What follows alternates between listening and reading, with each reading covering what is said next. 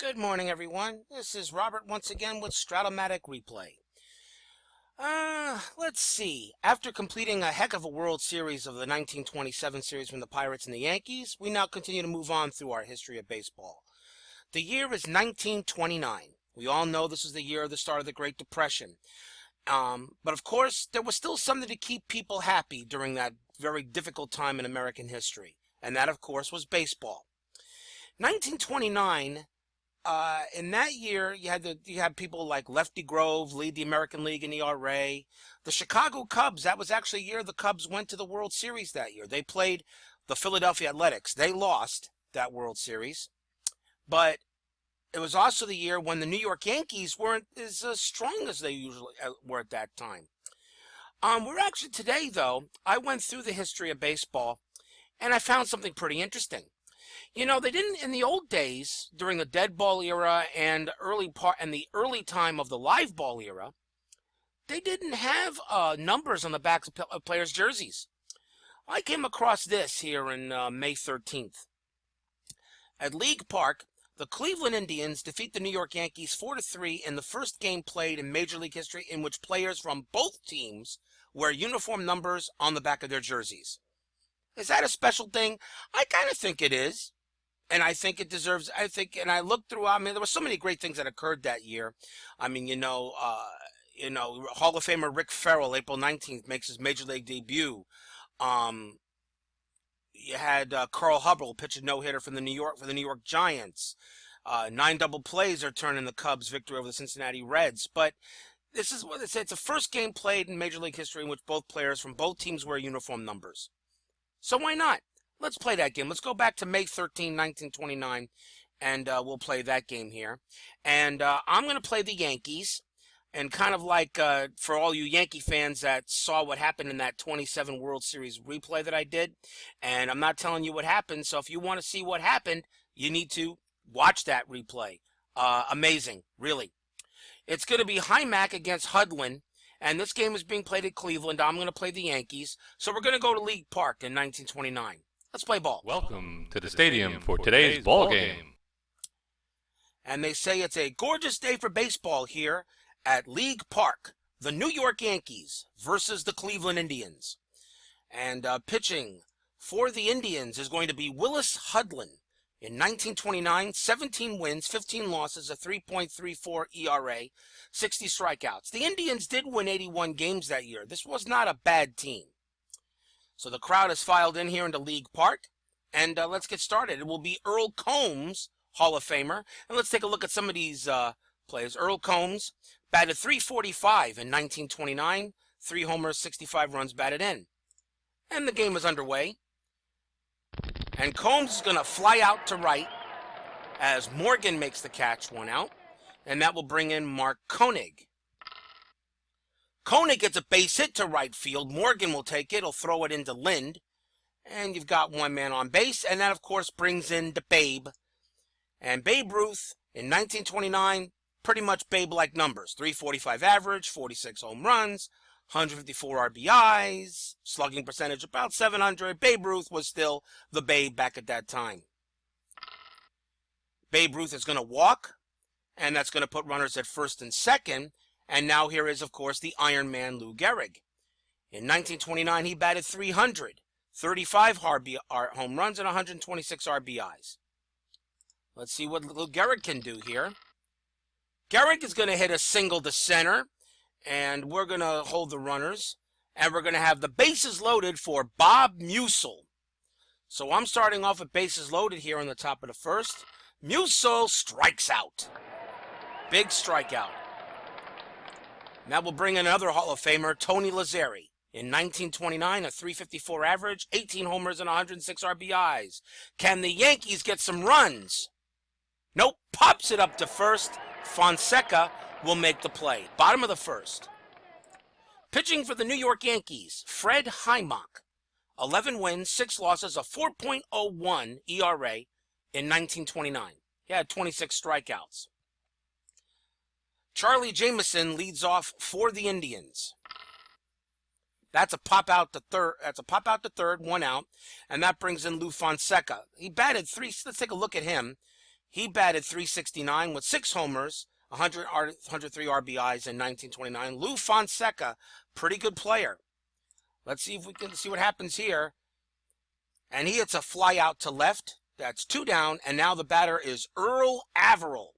And yes, you know him. You know him, of course. He batted .330 in 1929 with 18 homers and 97 runs batted in. Yep, another Hall of Famer. Here's the pitch. And it's a strikeout.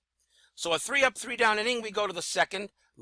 And here is Leo Durocher. Yeah, first time we're getting a look at him. And this is one of his earlier years. Batted .246, no homers, 32 runs batted in 29. Leo Durocher, we all know about him, don't we? And he starts off with a walk. He'll go to first and bring up another Hall of Famer, Bill Dickey. Batted .324, 10 homers, 65 runs batted in. Bill Dickey, basically, he had the nickname, the player nobody knows. Because not many people knew about him, but what a baseball player he was. And Dickey's going to get himself a base hit. Durocher's going to go to third, and that will bring up Fred Hymock, the pitcher. He strikes out, 1 out. Top of the batting order in Earl Combs. Combs is going to smack himself a bases-clearing triple, and the Yankees will take a 2-0 lead. So now we got Koenig coming up. Koenig gets a fly ball to right. We're going to try to get him in. He will score, and it's now 3-0 on the sac fly. And now that brings up the Babe. The Babe strikes out. Bottom of the second, New York 3, Cleveland 0. And here's Joe Sewell. Joe Sewell batted .315 with 7 homers and 73 RBIs. He hits a fly ball to right, and the Babe will put it away, 1 out. And now we'll see Ed Morgan. Morgan pops out to short. Durocher makes the catch, 2 down. And now here's Luke Sewell. Sewell grounds 1 to second, and Zachary will make the play. Third inning coming up, and here's Lou Gehrig. Gehrig gets a ground ball to Lind at second. Lind will make the play, 1 out. And now we'll see Bob Musil. Musil grounds 1 to second again. Lind with the play to Fonseca, 2 down. And now here is Zachary. Zachary hits a ground ball to Fonseca, and he will make the play himself for the out. Bottom of the third. And here's Ray Gardner for Cleveland. That's a line drive right to third. Koenig puts it down, 1 away. And now here's Carl Lind. Lind is going to ground out to third. Koenig throws it over to Gehrig for the second out.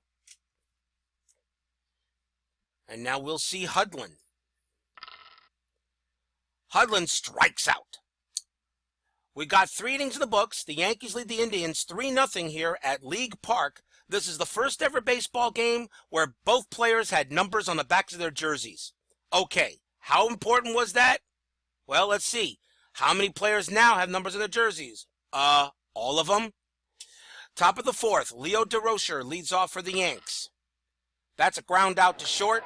Gardner over to Fonseca, 1 out. And then we'll see Bill Dickey.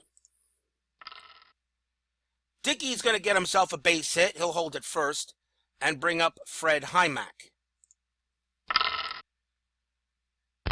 And the pitcher's going to get into the act with the base hit.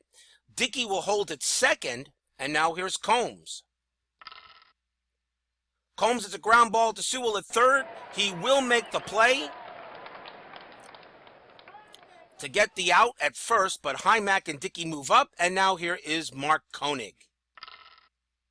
Koenig gets a base hit. 2 runs will come in to score. It's now 5-0 Yankees. Where was this offense in my World Series replay? Bottom of the fourth, Babe Ruth is the batter.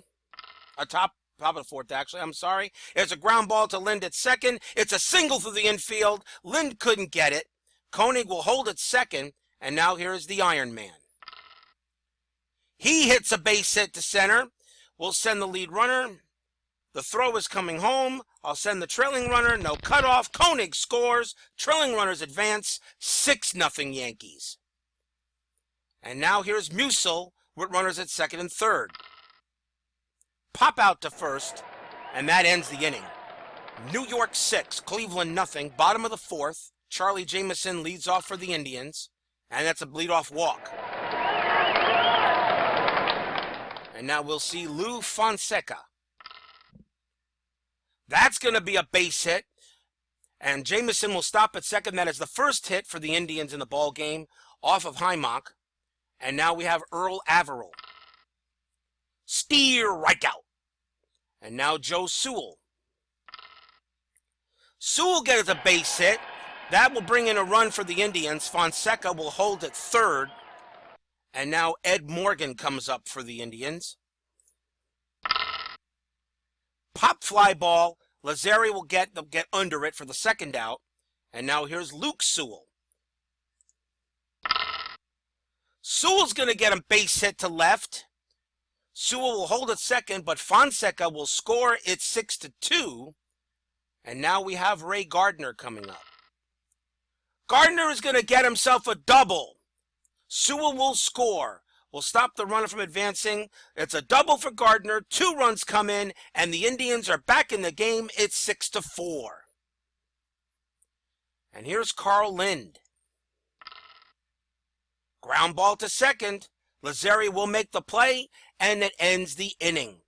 New York 6, Cleveland 4. We now go to the 5th inning. Tony Lazzari, the batter.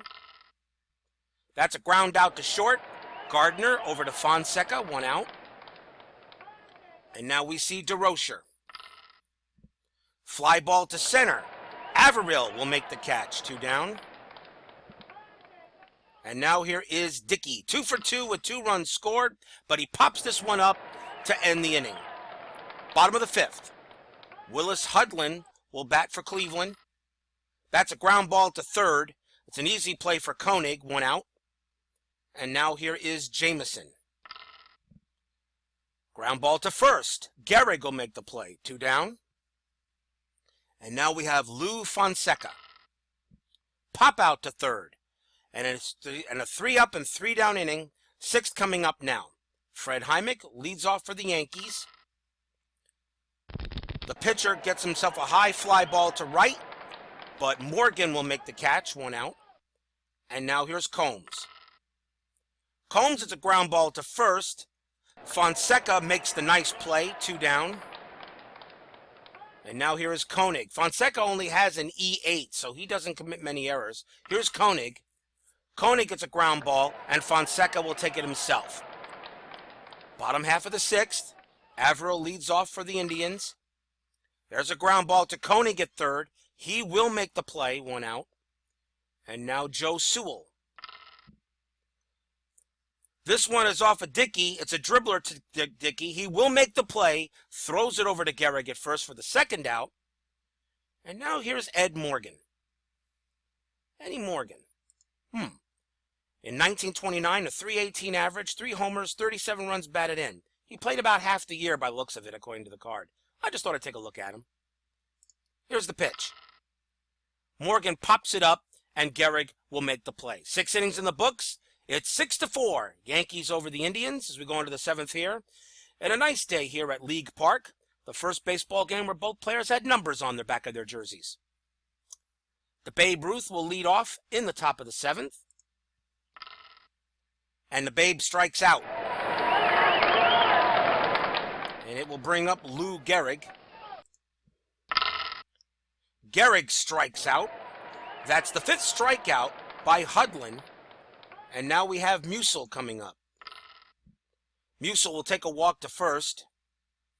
And that is the 3rd base on balls allowed by Hudlin. And now Lazzari. Lazzari flies out to left. That ends the inning. What lefty pitcher holds a 20th century record for most wins? Lefty Grove, 31 wins in 1930. We go to the bottom of the 7th. Luke Sewell leads off for the Indians. Pop out to third. Koenig gets under it. Makes the catch, 1 out. And now we'll see Ray Gardner. Gardner walks. So the Indians get a runner on. And now Carl Lind is up. And we're going to bring in a pinch hitter. It's going to be Johnny Hotap. 327 average in 1929, 4 homers and 51 RBIs. He can't get the lead. And Hotap pops out to short. Durocher makes the play, 2 down. And now Willis Hudlin is up. And he will bring in Dick Porter to pinch hit. Dick Porter. He batted .328 in 1929. A homer, 24 RBIs, almost like a ringer card. Here's Porter. And that's a ground ball to third. Koenig will make the play to end the inning. Wes Farrell will now pitch for the Indians as we go to the top of the 8th. Wes Farrell in 1929, 21 wins, 10 losses, a 3.6 ERA. He had 5 saves. It's the top of the 8th inning. Durocher leads off for the Yankees. That's a ground ball to first. Fonseca makes the play, 1 out. And now here's Bill Dickey. Dickey grounds 1 to third. Sewell with the play, 2 down. And now I got Fred Hymack, the pitcher, and I'm going to let him bat. And there's a ground ball to Sewell. This one he can't get. It's a base hit for Hymack. The Yankees get a runner on and to bring up Combs. Combs, it's a fly ball to right, and Morgan will make the play. Bottom of the 8th. And I'll see if see how he's doing here. Let's visit the mound. And he says he's okay. Charlie Jameson, bottom of the 8th. That's a line out to third. Koenig will make the play, 1 out. And now here's Lou Fonseca. And that's a double. Fonseca will hold at second. Tying run comes to the plate now in Earl Averill.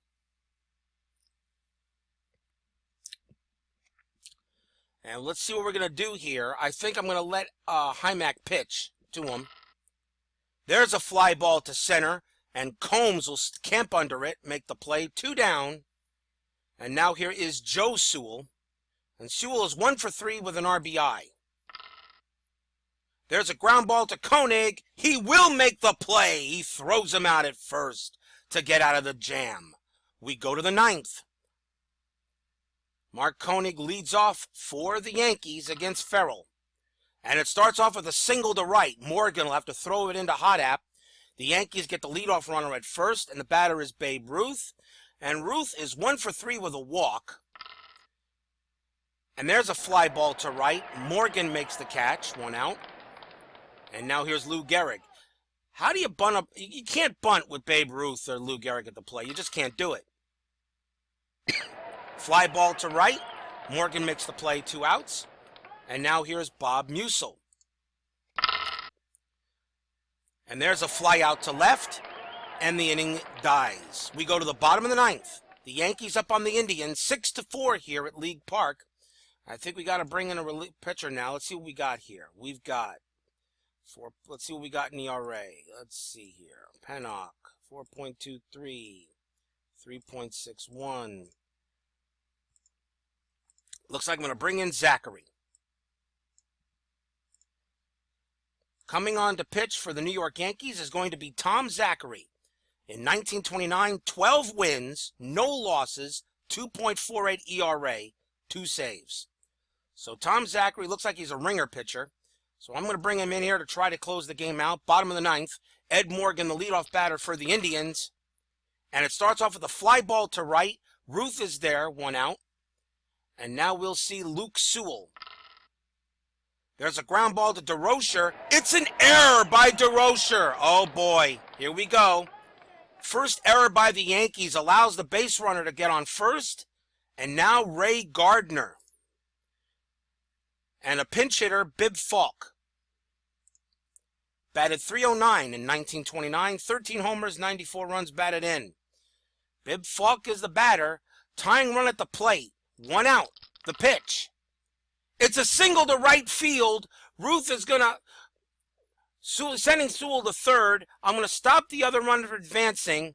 Because the runner on third doesn't mean anything. Falk does. 1 out. Runners at the corners now for Johnny Hotap. Leo Durocher commits a big error. There should be 2 outs, but the Indians are threatening. Bottom of the 9th. Hot at the batter. Here's the pitch. Strike him out. 2 down. And now the batter is Wesley Farrell. I'm pretty sure we'll see a pinch hitter for the pitcher. And it's going to be Grover Hartley. He batted .273 in 1929. A homer and 8 RBIs.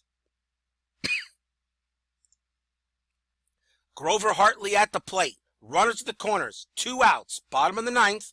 Tom Zachary trying to get the game done for the Yankees. Here's the pitch. Fly ball to right field. Ruth is going to get it. Makes the grab. And the Yankees close the game out. So Tom Zachary will pick up the save in a 6-4 win here over the Indians at League Park. Not too bad, people. Not too bad. Let's go to the box score. For the New York Yankees, Mark Koenig was 3 for 4 with 3 RBIs. I guess I got to give him the player of the game. Bill Dickey was also had a good day. He was 2 for 4. Hymack, the pitcher, was 2 for 4. Gehrig was 2 for 5. But I'm going to give it to Mark Koenig. 3 for 4 with 3 RBIs. I'm going to give him the player of the game honors. Definitely there. For the Indians, the big guy there, I guess, today, you got Fonseca was 2 for 4. Gardner was 1 for 2 with 2 RBIs. Hymack's going to get the win. Hudlin the loss. Zachary picks up the save. There were no homers. Earl Combs did have a triple. Durocher committed the only error. Well, not a bad game between 2 teams, actually 2 pretty decent teams that wore numbers on the backs of their jerseys for the first time ever in MLB history.